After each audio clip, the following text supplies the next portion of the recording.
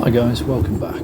We are working today, believe it or not, on a 2001 Micra. Now this car has been a sleeper for the longest time, but it's about time it had a sympathetic restoration, so, well, semi-sympathetic anyway.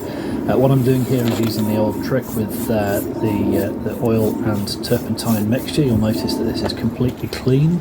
It is just a 50-50 mix of refined turpentine and refined linseed oil, both artist's quality materials.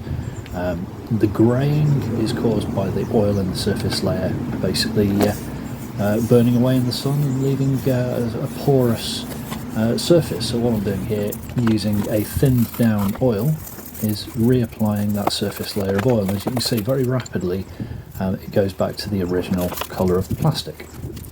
Now this car is currently primed in a lot of places, but it's going to be getting a matte black finish. So as I say, semi-sympathetic restoration. It's actually my son's car, so we'll see how this goes. There's quite a bit to do on it, but mechanically it's absolutely sound. Now I did have to replace a cross member on the front.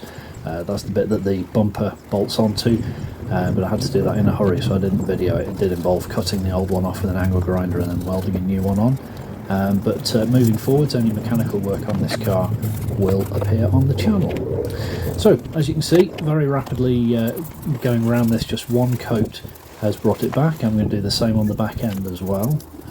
So these are both original factory plastic.